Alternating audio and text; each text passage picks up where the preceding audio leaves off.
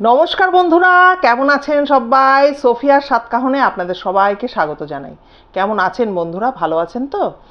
আচ্ছা, আগের ভিডিওটা আমি পোস্ট করেছিলাম, আপনাদের প্রচুর ভালোবাসা এসেছে কমেন্টের মাধ্যমে। আমারও ভালো লেগেছে। তো যাই হোক, আজকে কার ঘটনা বলতে বসেছি সেটা আগে আপনাদের সাথে শেয়ার করিনি। আজকে আমার সেই 7 সমুদ্র 13 নদী তখনকার দিনে বলতো, সেই দূরের আমার বিদেশের সেই দিদিভাই পদ্মিনীদির বলা দুটো ঘটনা আজকে আপনাদের শোনাবো। আর আপনারা তো জানেন পদ্মিনীদি আমায় ভীষণ ভালোবাসেন, স্নেহ করেন, আর দিদিকেও আমি খুব ভালোবাসি।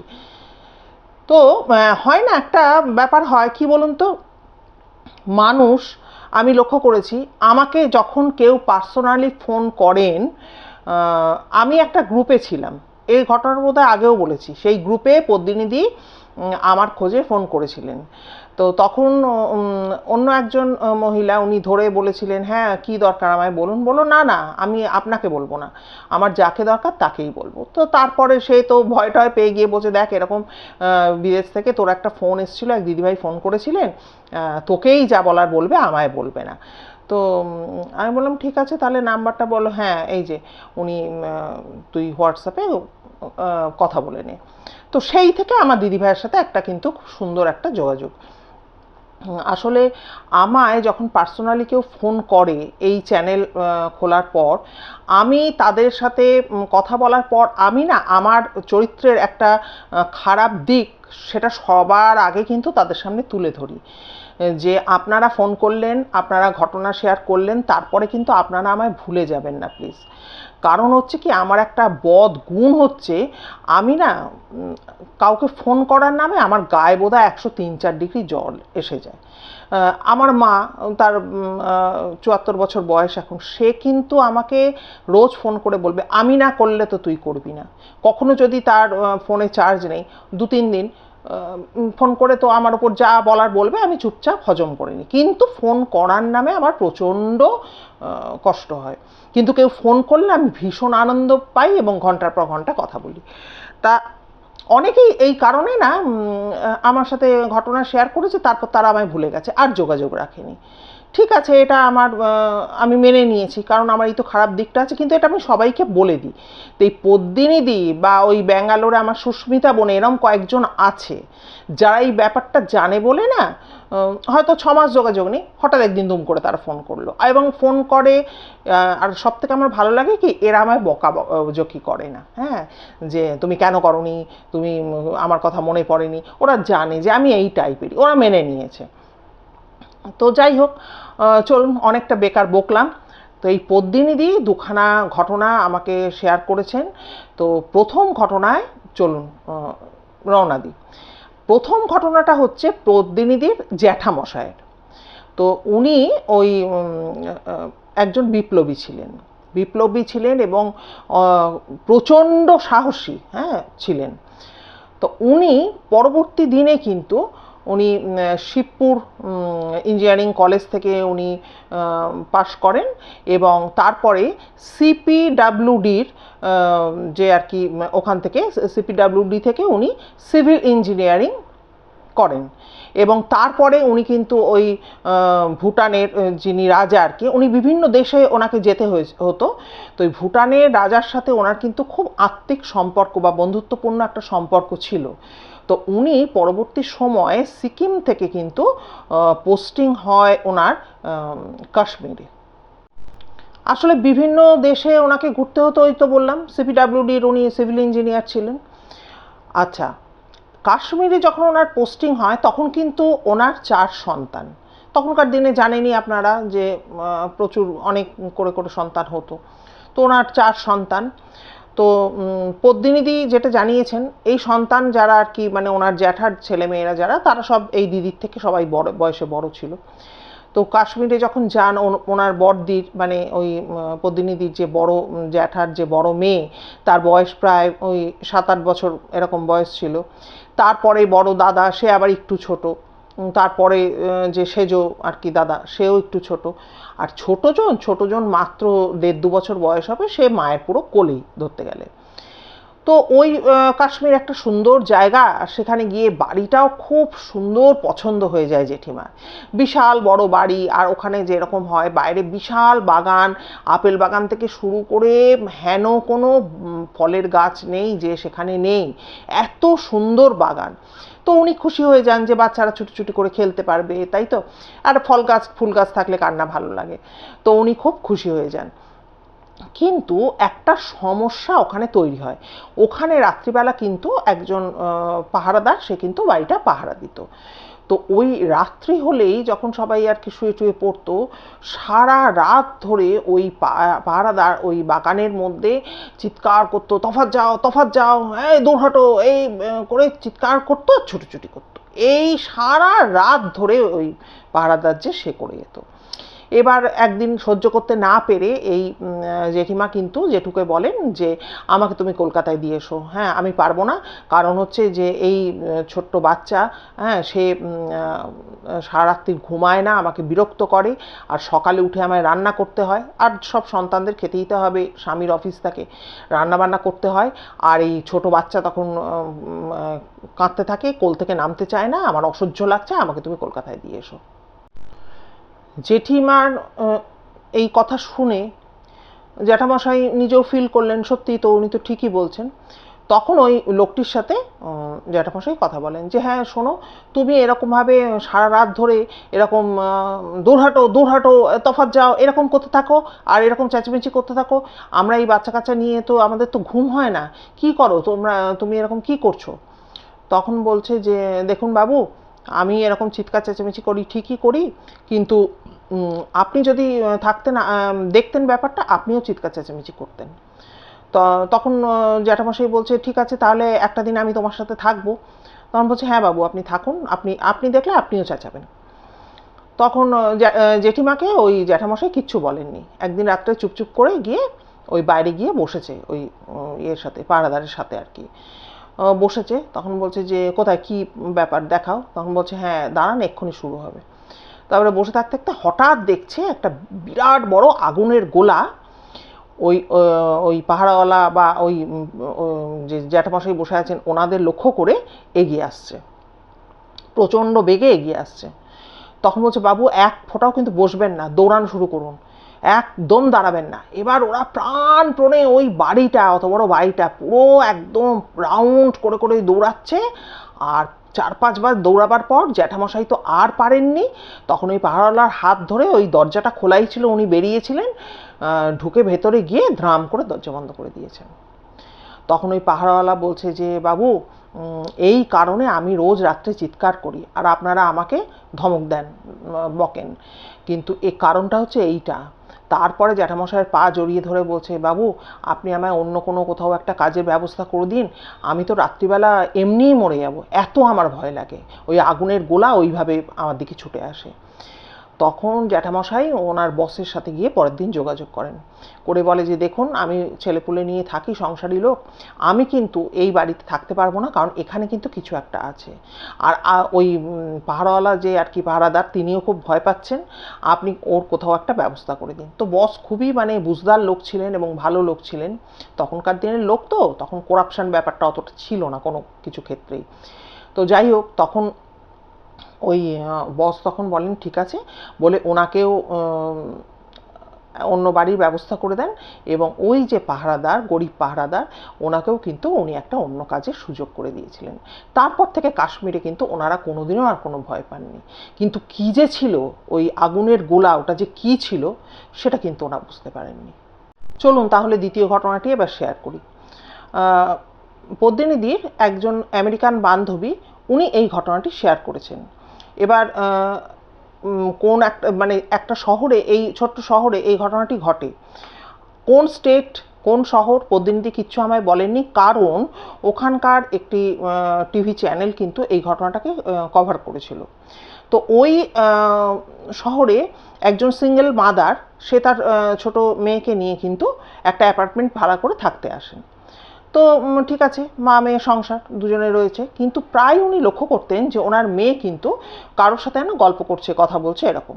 তখন উনি বলতেন যে তুমি কার সাথে কথা বলছো? তখন বলছে যে বন্ধু, আমার বন্ধু ওই যে অ্যানি, ওর সাথে কথা বলছি, কিন্তু উনি কিছু দেখতে টেকতে পেতেন না। ঠিক আছে, উনি অতটা গুরুত্বও দিতেন না। এরপরে কিন্তু অন্যরকম উপদ্রব শুরু হলো। কী উপদ্রব? টেবিল চেয়ার নড়াচড়া, হ্যাঁ, দুমদাম করে ঘরের মধ্যে টিভি চালু হয়ে যাওয়া, এই ব্যাপারগুলো কিন্তু শুরু হয়ে যায়। শুরু হওয়ার সাথে সাথে এরপরে আরেকটা জিনিস কিন্তু শুরু হয়, সেটা হচ্ছে কি যে না, এই যখন এই ব্যাপারগুলো চলছে আর কি, দুমদাম করে টিভি চালু হয়ে যাচ্ছে, ঘরের আসবাবপত্র এদিক থেকে ওদিক হচ্ছে, তখন উনি না ওনার ওই অ্যাপার্টমেন্টের যিনি ম্যানেজার ওনাকে বলেন যে আচ্ছা কি হচ্ছে বলো তো, হ্যাঁ এগুলো কি আরম্ভ হয়েছে বলো তো এখানে অ্যাপার্টমেন্টে। তখন উনি বলেন যে দেখো তোমাকে একটা কথা বলছি, এই অ্যাপার্টমেন্টে কিন্তু কেউ সেভাবে থাকতে পারে না, কিন্তু কি যে হয় কেন হয় এসব কিন্তু আমি কিন্তু কিছু জানি না, কি হয় আমি বলতে পারবো না। তারপরে ওনার আরেকটা জিনিস শুরু হয়, সেটা হচ্ছে উনি স্বপ্ন দেখতে থাকেন। উনি স্বপ্নে দেখেন যে একটা টিনেজার মেয়ে রাস্তা দিয়ে যাচ্ছিল, হঠাৎ করে একটা গাড়ি আসলো, গাড়ি এসে এই মেয়েটিকে গাড়ির মধ্যে ঢুকিয়ে নিল। হ্যাঁ, তারপরে দেখছেন যে একটা বাড়ির সামনে গাড়িটি থামলো, সেখানে মেয়েটিকে নামানো হলো, মেয়েটির মুখ হাত পা সমস্ত বাঁধা। এরকম একটা স্বপ্ন কিন্তু উনি দেখতে থাকেন। তো এরকম একটা যখন বারবার করে একই স্বপ্ন দেখছেন, স্বপ্ন ফিরে ফিরে আসছে, তখন উনি গিয়ে পুলিশের সাথে যোগাযোগ করেন যে এরকম আমি এই অ্যাপার্টমেন্টে থাকি, এরকম আমার খালি খালি স্বপ্ন আসছে মনের মধ্যে, তো তোমরা কি কিছু জানো, বলতে পারবে কিছু? পুলিশকে গিয়ে আর কি বলছেন যে এরকম কোনো ইনসিডেন্ট ঘটেছিল কি না, যে একটা মেয়ে কিডন্যাপ হয়ে গেছে, একটা টিনেজার মেয়ে, তাকে একটা বাড়ির সামনে হাত পা মুখ বাঁধা অবস্থায় ঢুকিয়ে নিয়ে যাওয়া হচ্ছে, এই সমস্ত। তখন পুলিশ তো বললো না আমরা এরকম কিছু জানি না, এরকম কিছু হয়নি। এবং পুলিশের যে ভাবভঙ্গি তারা দেখালেন, সেটা হচ্ছে যেন এই ভদ্রমহিলা পুরো পাগল, হ্যাঁ, বদ্ধ উন্মাদ। তো যাই হোক, উনি আর কি করবেন, উনি ফিরে আসলেন। ফিরে এসে তবু তো ভেতরে হচ্ছে যে আমি কেন এরকম দেখছি রোজ দিন। তখন ওনার একজন নেবার, বয়স্ক মানুষ আর কি, ওনাকে গিয়ে উনি পুরো এই ব্যাপারটা বলেন যে জানো এরকম এরকম দেখছি, তো এরকম কি কিছু হয়েছিল? বললো হ্যাঁ হয়েছিল তো, এই বাড়িতেই তো হয়েছিল, এই অ্যাপার্টমেন্টে, তোমার অ্যাপার্টমেন্টেই তো হয়েছিল। তখন বলছে যে তাই? বলছে হ্যাঁ 20 বছর আগে এই ঘটনাটা ঘটেছিল, আর এই কারণেই হয়তো পুলিশ তোমাকে, যে এখন যে পুলিশ অফিসার আছে সে হয়তো বিশ্বাস করছে না, তোমাকে হয়তো পাগল ঠাউরেছে, কিন্তু এই ঘটনাটা তোমার এই অ্যাপার্টমেন্টেই হয়েছিল। একটা 20 বছরের টিনেজার মেয়ে, 20, 21, 22 এরকম বয়স হবে, সে অন্য স্টেট থেকে এসেছিল চাকরি করার জন্য। মেয়েটা ভালো ছিল, চাকরি বাকরি করতো, ওর একটা বয়ফ্রেন্ড ছিল। এবার একদিন কি হয়েছে, ওই বয়ফ্রেন্ডের সাথে টুকটাক আর কি মনোমালিন্য, কথা কাটাকাটি হয়েছে। কথা কাটাকাটি হওয়ার পর মেয়েটি কিন্তু বেরিয়ে যায়, এবং বেরিয়ে যাওয়ার পর থেকে কিন্তু মেয়েটিকে আর খুঁজে পাওয়া যায়নি। এবার ওই যে মেয়েটি বেরিয়ে গেল, তারকে খুঁজে পাওয়া যাচ্ছে না, এবং তার সাথে যেই ছেলেটির সম্পর্ক রয়েছে, ওর মেয়েটির বাবা মা কিন্তু চলে আসে, এবং চলে এসে যেহেতু অন্য স্টেটে থাকে, বাবা মার তো একটা চিন্তা থাকে, তারা আসে, এসে নিয়ে পুলিশে তারা আর কি রিপোর্ট করে। তারপরে ওই ছেলেটিকে ধরে কিন্তু প্রচুর কিন্তু তাকে আর কি কি বলবো, তার কাছ থেকে কথা জানার চেষ্টা করা হয় যে তোমরা কি করেছো, জেরা যেটাকে বলে আর কি, খুব প্রচুরভাবে জেরা করা হয়। কিন্তু দেখা যায় ছেলেটির কিন্তু কোনো দোষ নেই, একটা সামান্য কথা কাটাকাটি হয়েছিল, তার থেকেই কিন্তু মেয়েটি যে বেরিয়ে যায়, তারপরে কিন্তু মেয়েটির আর ট্রেস খুঁজে পাওয়া যায়নি। তখন বলছে তাহলে দেখো কীরকমভাবে পুলিশ অফিসার আমাকে পাগল বলছে। তখন বলছে ওই অফিসার হয়তো উনি 20 বছর আগের ঘটনাটা জানেন না, কিন্তু এই ঘটনাটা কিন্তু সত্যি ঘটেছিল। এবার উনি আর কি করেন, এবার এদিকে একটা ব্যাপার ঘটে, সেটা হচ্ছে যে লোকটি ওই গাড়িতে করে মেয়েটিকে কিডন্যাপ করেছিল, তার ওয়াইফের কিন্তু প্রচণ্ড অনুতাপ শুরু হয়। হ্যাঁ, উনি কিন্তু জানতেন ব্যাপারটা, উনি কিন্তু এসে থানায় যোগাযোগ করেন। এবার কি হলো, এবার হলো ওই ভদ্রমহিলা যে যোগাযোগ করলেন পুলিশের সাথে, উনি কিন্তু বলতে থাকলেন যে আমি বলতে পারিনি, তখন তোমাদের সাথে যোগাযোগ করতে পারিনি, কারণ আমার হাজব্যান্ড আমাকে অসম্ভব মারধর করতো। হ্যাঁ, আমার হাজব্যান্ডের একটা মানে নেশাই এটা বলা যায়, এরকম নেশা ছিল। উনি বিভিন্ন মেয়েদেরকে ওরকম কিডন্যাপ করতেন। কিডন্যাপ করার পর এই পোর্শনটায় ধরে নিতে পারেন, আমি একটা আন্দাজে বলছি, যে মানে আন্দাজে এই কারণেই বলছি, আমি তো জিনিসটা দেখিনি, প্রতিনিধি যেভাবে আমায় জানিয়েছে, একটা নাকি বাক্স দিয়ে ওই মুখমণ্ডলটা পুরো উনি ঢেকে দিতেন, ঢেকে দিয়ে একদম তালা চাবি লাগিয়ে দিতেন, এবং অমানসিক রেপ করতেন এই যাদেরকে উনি কিডন্যাপ করতেন। এবং এই রেপ করার পর এই মেয়েরা যত চিৎকার করত, উনি পৈশাচিক আনন্দ ভোগ করতেন। মানে আমার বলতে খারাপ লাগছে, তো বিকৃত মানসিকতার উনি একজন মানুষ ছিলেন। তো এই রকম যে উনি করতেন, এই ভদ্রমহিলা কিন্তু তার সাক্ষী, মানে ওনার স্ত্রী সাক্ষী, কিন্তু উনি নীরব হয়ে থাকতেন, কারণ উনি ভাবতেন যে আমাকে মেরে ফেলবে। হ্যাঁ, তো এইভাবে উনি বল, হ্যাঁ ওই একটা মেয়েকে এরকম, তখন পুলিশ অফিসারের মনে পড়ে গেছে যে ইনি বলেছিলেন এরকম, তখন বলে হ্যাঁ এরকম একটা মেয়েকে ওর মানে আমি দেখেছিলাম, আমার হাজব্যান্ড ওকে কিডন্যাপ করেছিল, বনপথ দিয়ে যাচ্ছিল, কিডন্যাপ করে নিয়ে ওর সাথেও সেম ব্যাপার করে। ওই মেয়েটির সাথে আমার একটু বন্ধুত্বের মতো সম্পর্ক হয়ে গিয়েছিল, যদি ওর মুখটা ওই বাক্স দিয়ে আটকানো থাকতো তালা চাবি দিয়ে, তখন তবুও আমি ওকে বলেছিলাম যে তুমি প্রচণ্ড চেঁচাবে, তাহলে এই লোকটা খুশি হয়ে যাবে এবং তোমার ওপর অত্যাচার কম করবে। তো যাই হোক, কিন্তু এই মেয়েটার সাথে যখন শারীরিক সম্পর্ক করার পর এই লোকটা একদিন হঠাৎ করে বলে যে এই মেয়েটিকে আমার আর ভালো লাগছে না, তখন ওই ভদ্রমহিলা সাক্ষী ওনার সামনেই কিন্তু এই মেয়েটিকে উনি গলা টিপে মেরে ফেলেন, এবং মেরে ফেলার পর তখন বলেন চলো, গাড়িতেই এসব হয়, বলো চলো এবার তাহলে ওকে কবর দিয়ে আসি। এবার কবর দিয়ে ওনারা একটা হাইওয়ে থেকে একটা কাঁচা রাস্তা ধরে গিয়ে মেয়েটিকে ওখানে কবর দিয়ে দেওয়া হয়। কবর দিয়ে দেওয়ার পর কিন্তু এই ভদ্রমহিলা আর থাকতে পারেন না, সহ্য করতে পারেন না, উনি ওনার বাপের বাড়িতে কিন্তু পালিয়ে যান, এবং সবসময় বাপের বাড়িতে গিয়েও শান্তি নেই, উনি ভাবতে থাকেন যে আমাকে এসে মেরে ফেলবে। তো যাই হোক, এরকম একটা ব্যাপার হলো। তার এবার এই ব্যাপারটাকে যখন ওই টিভিতে টেলিভিশনে টেলিকাস্ট হচ্ছে, তখন তো এই যে বাচ্চার মা, যে অ্যাপার্টমেন্টে মেয়েটি ছিল থাকতো, সে তখন গিয়ে বলছে তুমি আমাকে কেন তাহলে পাগল বললে, বলে এখন আমি আপনাকে বিশ্বাস করি।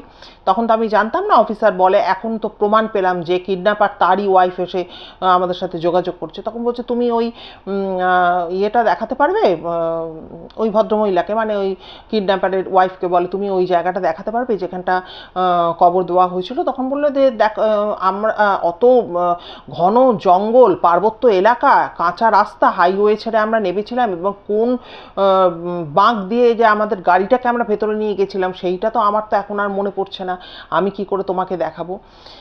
তো এই হচ্ছে ব্যাপার, হচ্ছে কিডন্যাপারের ওয়াইফ এই কথাটা বলেন।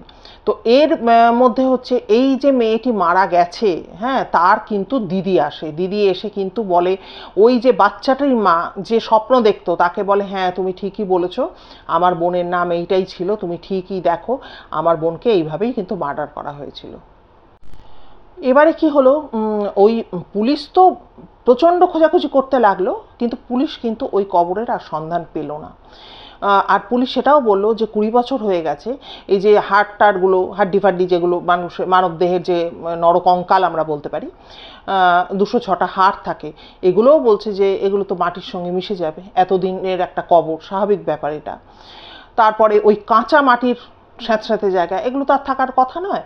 তো ওর যে দিদি, মেয়েটির যে দিদি, সেও আসলো, এসে নিয়ে এই ভদ্রমহিলা যে বাচ্চার মা, বাচ্চাকে নিয়ে থাকতো, তাকে বলল যে দেখো তুমি ওই ফ্ল্যাটে যেহেতু ছিলে, ও তোমাকে মিডিয়াম হিসাবে তোমাকে বিশ্বাস করে ঘটনাটা জানাবার আপ্রাণ চেষ্টা করে গেছে। তো এই ব্যাপার এত পর্যন্ত হলো, এর মধ্যে একজনের আবির্ভাব ঘটলো, সে হচ্ছে কিন্তু আরেকজন মানে কষ্ট পাওয়া একজন মহিলা। সে তখন আর মেয়ে নেই, সে একজন তখন মাঝবয়সী, 40-এর ওপর তার বয়স হয়ে গেছে একজন মহিলা। সে এলো, এসে সেও কিন্তু প্রমাণ দিল যে হ্যাঁ, যখন এই যে আর কি রেপিস্ট, তার যে ওয়াইফ, আমি আর ওনার ওয়াইফ, আমরা দুজনে মিলেই কিন্তু পালাই, আমাকেও ওরকম মুখে বাক্স দিয়ে আটকানো ছিল, এবং দিনের পর দিন আমার সাথে এরকম নোংরামি উনি করে গেছেন, শারীরিক সম্পর্ক, পাশবিক অত্যাচার, এটা শারীরিক সম্পর্কও বলবো না, পাশবিক অত্যাচার উনি করে গেছেন। কিন্তু কোনোভাবে আমি ওই বাক্সটাকে খুলতে পেরেছিলাম, কিন্তু ওই হতভাগী সে কিন্তু আর খুলতে পারেনি, ওই জন্য ওকে মেরে ফেলেছিল। আর এই ভদ্রমহিলা আমরা কিন্তু দুজনেই একসঙ্গে পালিয়ে গিয়েছিলাম। তো এই কেসটা তো আনসলভড একটা স্টোরি বলতে পারি আমরা, ওইভাবেই পুলিশের খাতায় রয়ে গেছে, ওইভাবেই পড়ে রয়েছে। কিন্তু এই ভদ্রলোক যাতে বাইরে না থাকতে পারে, তার এখন প্রচুর বয়স হয়ে গেছে, তাকে কিন্তু ওই কিডন্যাপিং, হ্যানা ত্যানা, এটা ওটা কেস দিয়ে একদম এমনভাবে কেস সাজানো হয়েছে যে ওই ভদ্রলোক জীবনে কোনোদিনও কিন্তু আর খোলা আকাশে, মানে খোলা বাতাসে আর শ্বাস নিতে পারবেন না, এই ব্যবস্থা কিন্তু প্রশাসন করে রেখেছে। তো আজকে এই দুটি ঘটনা আপনাদের শোনালাম। বন্ধুরা, এত দূর থেকে দিদিভাইয়েরও অনেক বয়স হয়ে গেছে, দিদিভাই এই চ্যানেলের জন্য আপনাদের জন্য ঘটনা পাঠাচ্ছেন, একটু ওনাকে উৎসাহিত করবেন। দিদির কাছে অনেক টুকটাক ঘটনা আছে, দিদি কিন্তু আমায় বলতে হয় না, দিদি কিন্তু টুকটাক করে। একদিন আমি দেখলাম যে অনেক ভোরবেলা দিদি ফোন করে বললেন যে এই সোফিয়া, তোমাকে কিন্তু দোকানে আমি ঘটনা পাঠিয়ে রাখলাম। তা এই পাঠিয়ে রাখলাম মানে নিশ্চিন্ত, জানে তার বোন ঠিক এক সময় বলবে। তো একটু দিদিকে আপনারা উৎসাহিত করবেন, তাহলে দিদির থেকে আরও অনেক ঘটনা আমরা শুনতে পারবো। আর আপনাদের কাছে বন্ধুরা যদি এরকম কোনো ঘটনা থাকে, যদি মনে হয় সোফিয়ার সাত কাহনে বলবো, তাহলে কিন্তু অতি অবশ্যই কমেন্ট সেকশানে গিয়ে আপনারা দেখবেন আমার ফোন নাম্বার সেখানে দেওয়া আছে, ডাইরেক্ট আমার সাথে যোগাযোগ হয়ে যাবে, অথবা ইমেলের মাধ্যমেও কিন্তু আপনারা আমাকে গল্প পাঠাতেই পারেন। আরেকটা যেটা বলার, যদি ভিডিও ভালো লাগে প্লিজ একটু শেয়ার করে দেবেন, সবার মাঝে ছড়িয়ে দেবেন। আর নতুন বন্ধুরা যারা এতক্ষণ ধরে আমায় শুনলেন, তাদের অসংখ্য ধন্যবাদ জানাই। যদি ভিডিও ভালো লাগে প্লিজ একটা লাইক করে সাবস্ক্রাইব করে নেবেন, এবং অবশ্যই কিন্তু বেল আইকনটা অন করে দেবেন, মানে অলে গিয়ে অন করবেন, তাহলে আমার বলা যে কোনো ঘটনার নোটিফিকেশন জলদি আপনারা পেয়ে যাবেন। আর কি বলবো, সবাই ভীষণ ভীষণ ভালো থাকবেন, সুস্থ থাকবেন। দেখা হচ্ছে খুব তাড়াতাড়ি নতুন একটি ভিডিওর সাথে। নমস্কার।